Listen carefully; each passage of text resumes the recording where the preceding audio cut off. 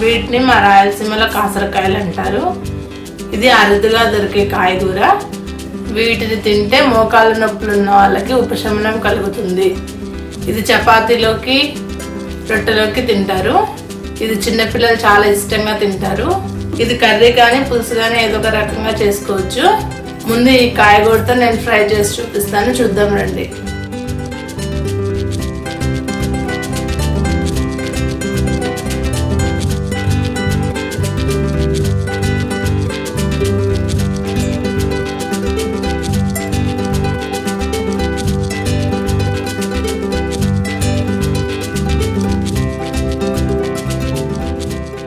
వీటికి తొడిమలు ఉంటాయి. వీటిని నీట్గా తీసుకోవాలి. తర్వాత వీటిని నీట్గా వాటర్తో శుభ్రం చేసుకోవాలి. అది ఎలాగో చూద్దాం రండి.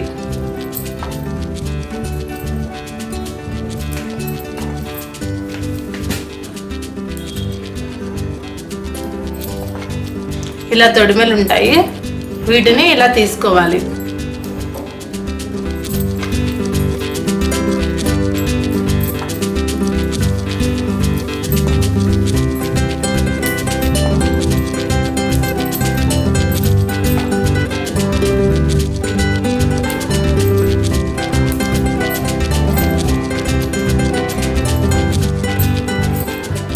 నీట్గా తొడిమలు తీసుకున్న తర్వాత వీటిని నీటితో శుభ్రంగా కడుక్కోవాలి.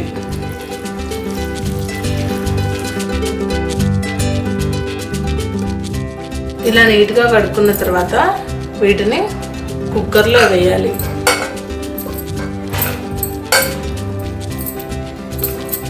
ఇవి మునిగే వరకు నీళ్లు పోసుకోవాలి. ఇప్పుడు ఇందులో కొంచెం చింతపండు, హాఫ్ స్పూన్ సాల్ట్ వేసుకోవాలి. ఇప్పుడు మూత పెట్టి స్టవ్ మీద 2 విజిల్లు వచ్చే వరకు ఉడికించుకోవాలి. విజిల్ వచ్చేలోపు దీనికి కావాల్సిన కారం ఎలా తయారు చేయాలో చూద్దాం రండి.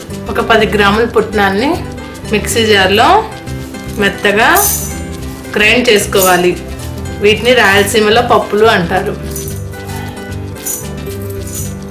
ఇప్పుడు వీటిని మెత్తగా మిక్సీ పట్టుకోవాలి. ఇలా మెత్తగా పట్టుకోవాలి మిక్సీ.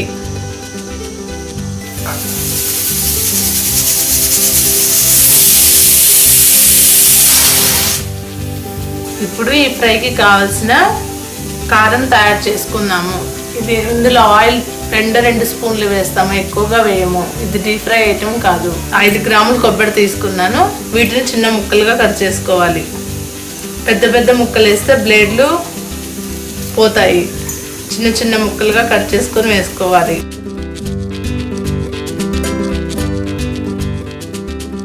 చూసారుగా ఇలా చిన్న చిన్న ముక్కలుగా కట్ చేసుకోవాలి. శుభ్రంగా కడుక్కున్న పచ్చిమిర్చి 6 వేసుకోవాలి. 1 స్పూన్ సాల్ట్ వేసుకోవాలి. ఇప్పుడు వీటిని మెత్తగా గ్రైండ్ చేసుకోవాలి. ఇదిగో ఇలా మెత్తగా గ్రైండ్ చేసుకోవాలి. ఇలా మెత్తగా పేస్ట్ లాగా గ్రైండ్ చేసుకోవాలి. ఇందులో 2 స్పూన్స్ ఆయిల్ వేస్తున్నాను. ఆయిల్ కొంచెం కాగిన తర్వాత ఇప్పుడు ఆయిల్ వేడైంది. ఇందులో పోపు దినుసులు ఆవాలు, జీలకర్ర, శనగపప్పు వేస్తున్నాను. పోపులు ఎక్కువగా వేసుకుంటే బాగుంటుంది. ఇప్పుడు కరివేపాకు వేస్తున్నాను.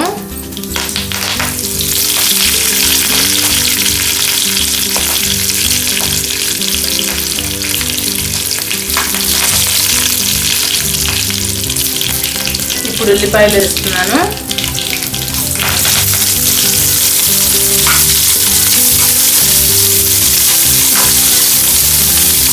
పెద్ద ఉల్లిపాయ అయితే 1 వేసుకోవాలి, చిన్న ఉల్లిపాయ అయితే 2 వేసుకోవాలి. ఇలా దూరగా వేయించుకోవాలి సిమ్లో పెట్టుకొని. ఇది మా రాయలసీమలో జొన్న రొట్టెలో కంపల్సరీ చేసుకుంటారు. చాలా బాగుంటుంది. చిన్నపిల్లలు చాలా ఇష్టంగా తింటారు. చిన్నపిల్లలు, పెద్దవాళ్ళు. షుగర్ పేషెంట్స్కి ఇది చాలా మంచిది. ఇప్పుడు ఇవి దూరగా వేగాయి కదా, ఇందులో 1 స్పూన్ పసుపు వేసుకోవాలి.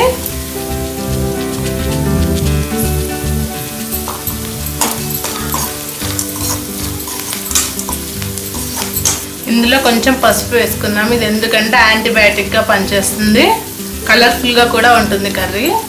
ఇప్పుడు ఇందులో మనం ఉడికించుకుని నీళ్ళు వంచుకున్న కాకరకాయ ముక్కలు వేసేద్దాము.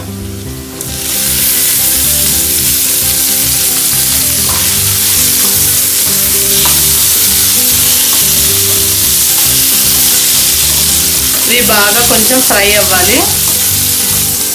ముందుగా ప్రిపేర్ చేసుకుని ఈ పచ్చిమిర్చి పేస్ట్ కూడా ఇందులో వేసుకోవాలి.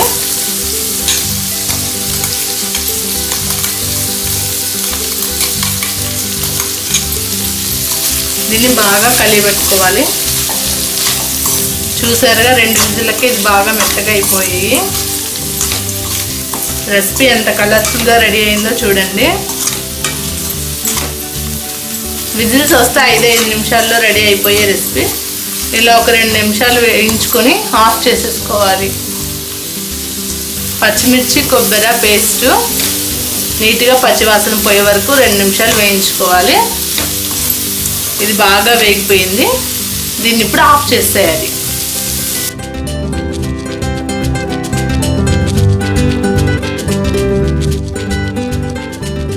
ఇప్పుడు ఇది చల్లారింది. దీంట్లో ఈ పుట్నాల పొడి ఒక 3 స్పూన్లు వేసేయాలి. ఇది చాలా డిఫరెంట్ ఫ్లేవర్ వస్తుంది.